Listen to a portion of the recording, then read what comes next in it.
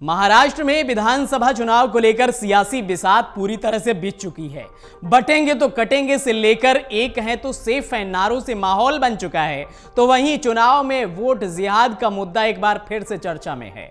यह टर्म पहली बार उत्तर प्रदेश चुनाव के दौरान सामने आया था, जब कांग्रेस नेता सलमान खुर्शीद की भतीजी मारिया आलम ने इसका जिक्र किया था। अब महाराष्ट्र के चुनाव में इस टर्म का बार बार इस्तेमाल हो रहा है, जिससे सवाल उठता है कि क्या सचमुच मुस्लिम समुदाय को किसी खास पार्टी के पक्ष में वोट करने के लिए संगठित किया जा रहा है। All India Muslim personal law board के प्रवक्ता सज्जाद नोमानी द्वारा जारी एक लिस्ट में महाविकास अघाड़ी के उम्मीदवारों का समर्थन किया गया है, जिसके बाद उन्होंने यह भी कहा है कि महाराष्ट्र तो बस शुरुआत है, असली टारगेट दिल्ली है। इस बीच चुनाव के दौरान फर्जी बैंक खातों के जरिए करोड़ों रुपए के ट्रांजैक्शन का मामला भी सामने आया है। जांच एजेंसी ईडी ने मालेगांव, मुंबई और अहमदाबाद में छापेमारी कर कई खुलासे किए हैं। रिपोर्ट के मुताबिक लगभग 12 लोगों के नाम पर फर्जी बैंक खाते खुलवाए गए, जिनमें 112 करोड़ रुपए जमा किए गए और 111 करोड़ रुपए निकाल लिए गए। इन खाता धारकों को 5,000 रुपए का लालच देकर खाते खुलवाए गए थे और इनका सिम कार्ड भी ले लिया गया था, जिससे उन्हें खातों में आए पैसों की जानकारी नहीं थी। जांच में यह भी पाया गया है कि 2 बैंकों के जरिए इन ट्रांजैक्शनों को अंजाम दिया गया और कुल 315 बार पैसे बैंक खातों से निकाले गए। महाराष्ट्र में वोट जिहाद के आरोपों के बाद बीजेपी के नेता देवेंद्र फडणवीस ने इसका कड़ा जवाब देते हुए धर्म युद्ध की घोषणा कर दी है। फडणवीस ने महाविकास अघाड़ी पर मुस्लिम वोटों को लामबंद करने का आरोप लगाया और इसे चुनावी साजिश करार दिया। उन्होंने कहा कि लोकसभा चुनाव में भी ऐसा ही देखा गया था, जब मुस्लिम संगठनों और एनजीओज ने महाविकास अघाड़ी के लिए समर्थन जुटाने की मुहिम चलाई थी।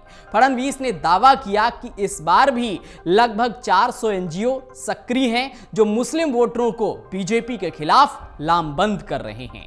इस चुनाव में असदुद्दीन ओवैसी भी प्रमुख भूमिका में हैं, जो देवेंद्र फडणवीस के वोट जिहाद वाले बयान का विरोध कर रहे हैं। ओवैसी ने बीजेपी पर मुस्लिम समुदाय को बदनाम करने का आरोप लगाया है और इसे सांप्रदायिक ध्रुवीकरण की साजिश बताया है। उन्होंने कहा कि बीजेपी मुस्लिम वोटों की एकजुटता से डर रही है और इसीलिए वोट जिहाद और धर्म युद्ध जैसी बातें की जा रही हैं। इस पूरे विवाद के बीच सवाल उठता है कि क्या महाराष्ट्र में वाकई वोटिंग पैटर्न धर्म के आधार पर बदल रहा है। रिपोर्ट में सामने आया है कि मुस्लिम वोटर्स में जागरूकता बढ़ी है और लोकसभा चुनाव के दौरान मुस्लिम समुदाय का वोटिंग प्रतिशत 60% तक पहुंच गया था, जो इस बार 75% तक होने का दावा किया जा रहा है। इसके साथ ही आरएसएस से जुड़े संगठनों ने भी मुस्लिम समुदाय के बीच मैन टू मैन मार्किंग शुरू कर दी है, ताकि बीजेपी के खिलाफ लामबंदी को रोका जा सके।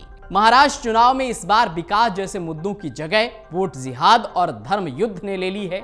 देखना यह होगा कि क्या ये विवाद असल में चुनावी नतीजों को प्रभावित करेंगे या फिर सिर्फ एक चुनावी रणनीति का हिस्सा बनकर रह जाएंगे। अगर आप ये वीडियो YouTube पर देख रहे हैं तो हमारे चैनल को सब्सक्राइब कर बेल आइकन दबाएं और Facebook पर देख रहे हैं तो हमारे पेज को लाइक करें।